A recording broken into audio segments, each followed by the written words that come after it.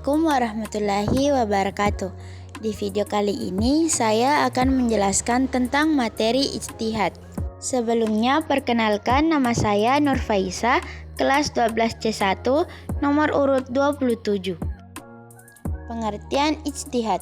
Secara bahasa, ijtihad berarti mengerahkan segala kemampuan untuk melakukan sesuatu yang sulit.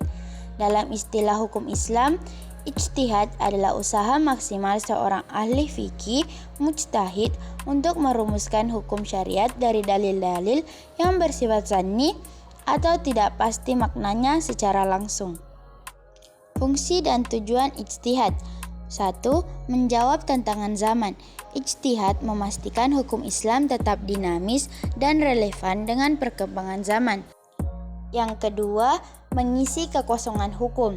Digunakan ketika suatu persoalan tidak dijelaskan secara eksplisit qat'i dalam Al-Quran dan hadis. Yang ketiga, pedoman hidup. Membantu umat Islam mendapatkan kepastian hukum dalam beribadah dan bermuamalah di situasi atau waktu tertentu. Syarat menjadi mujtahid.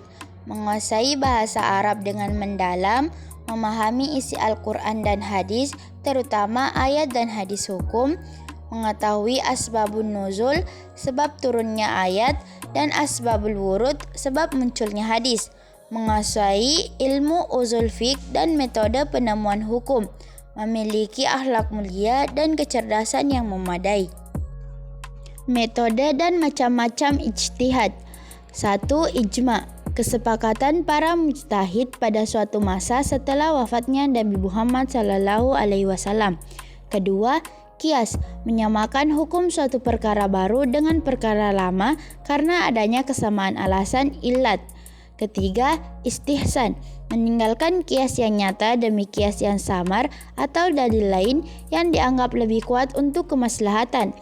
Keempat, maslahah mursalah, menetapkan hukum berdasarkan kemaslahatan umum yang tidak diatur secara khusus oleh dalil. Kelima, urf, menjadikan adat istiadat masyarakat sebagai dasar hukum selama tidak bertentangan dengan syariat.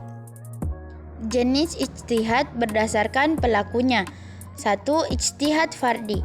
Ijtihad yang dilakukan oleh seorang mujtahid secara individu. Kedua, ijtihad jama'i.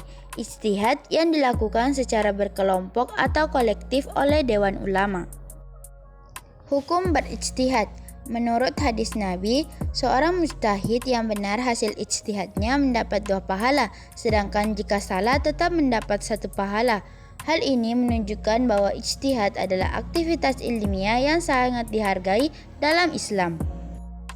Adapun kesimpulannya yaitu ijtihad memastikan Islam tetap dinamis dan relevan mengikuti perkembangan zaman terutama di bidang teknologi dan medis. Karena hasilnya bersifat relatif, zanni, dan hanya berlaku pada masalah ijtihadiyah, kita wajib mengedepankan sikap toleransi tasamuh dalam menghadapi setiap perbedaan pendapat. Sekian materi dari saya. Wabillahi taufiq wal hidayah. Wassalamualaikum warahmatullahi wabarakatuh.